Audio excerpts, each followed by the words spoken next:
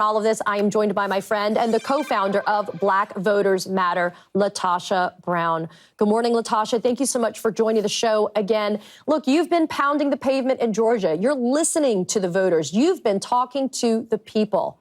Are Republicans right to be concerned about Herschel Walker's chances? They are absolutely right this time to be concerned about what is happening.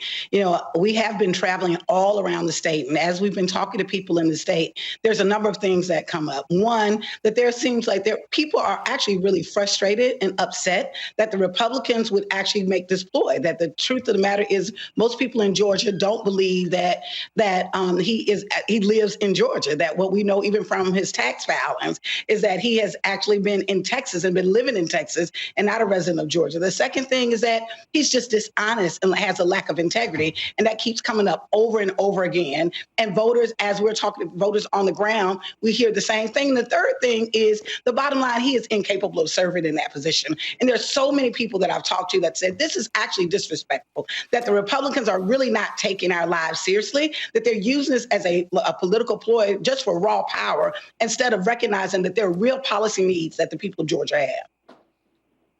You know, LaTosha, I wanted to point to some statistics because I think they're very interesting. Among Georgians under 30 years old, 15.5% of early runoff voters didn't turn out for the general election. Additionally, 8.4% of Hispanics and 9.5% of Asian Americans who showed up for the runoff didn't even vote in the general election. We know this. We've talked about this. Despite efforts to suppress the vote, we've seen long lines, people standing hours in the dark waiting to exercise their right to vote. Do you think these huge early voting numbers, that's indicative that now people understand just how critical this additional Senate seat could be?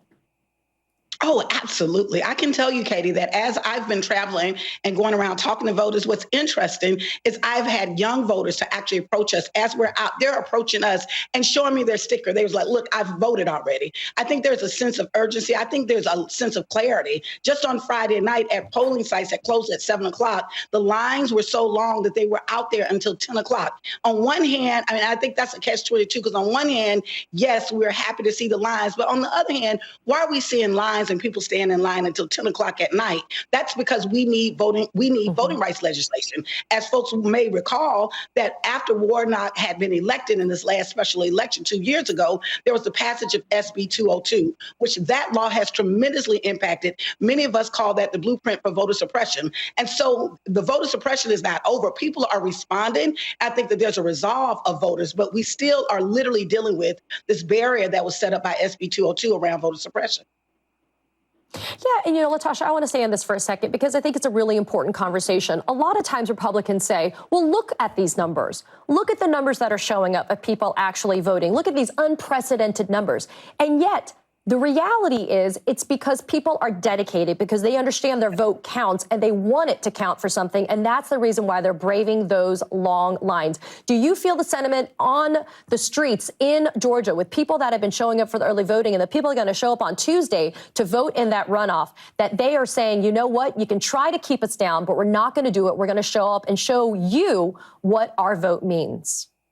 Katie, that's exactly the spirit of what is happening in Georgia. Just a case in point, if people are wondering whether the voter suppression bill had an impact. In the general election, the last election, what we saw in the general election in 2021, we saw 1.2 million people use the mail-in ballot voting process. What we've seen in the midterms this year was 0.2 million. That means 1 million people who had access as a tool for voting did not use that as a tool this time. Even when you're going around, as I've been going around the state, it is almost impossible to see or find a mail-in voting box. And so I say that there have been a number of barriers, but there is a certain, what I think has happened is I think there's been a backlash. And I think this is the people's response to the state of Georgia. You're not going to take our voice. You're not going to just cherry pick candidates that don't even live in our state. And you're not going to actually suppress our vote. And what we're seeing is record numbers of people show up. And I think we'll continue to see that through Election Day.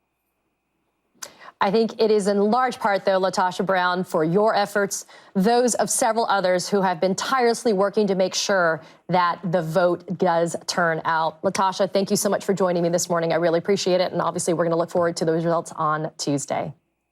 Thank you.